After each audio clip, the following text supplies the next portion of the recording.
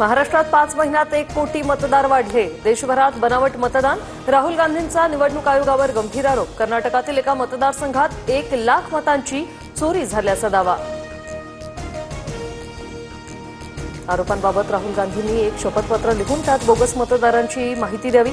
महाराष्ट्र मुख्य निवडणूक आयुक्तांचं राहुल गांधींना पत्र. खोटे शपथपत्र पुरावे देणं गुन्हा असल्याचाही उल्लेख. निवडणुकीनंतर 30 दिवसात पुरावे देण्याचा नियम, अन्यथा तो रद्द होतो. मग निवडणूक आयोग आता पुरावे का मागतंय? वकील कपिल सिब्बल यांचा सवाल.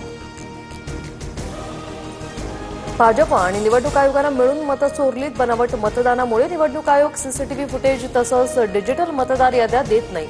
राहुल गांधींचा हल्लाबोल. मतदान नाही तर राहुल गांधींच्या डोक्यातील चिप चोरीला गेली. मुख्यमंत्री फडणवीसांचा पलटवार. स्वतःचं अपयश झाकण्यासाठी यंत्रणांची बदनामी करत असल्याची राहुल गांधींवर टीका. राहुल गांधींचा करंटेपणा हरतात तेव्हा आरोप करतात. बिहारमधील पराभवाचा अंदाज आल्यानं राहुल गांधींचे आरोप सुरू. उपमुख्यमंत्री एकनाथ शिंदेंचा पलटवार.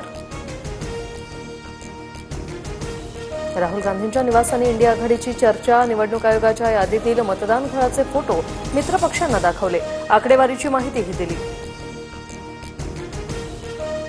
15 दिवसात इंडिया आघाडीबाबत वेगळी बातमी येणार. प्रकाश आंबेडकरांच्या भाकिताने राजकारणात खळबळ.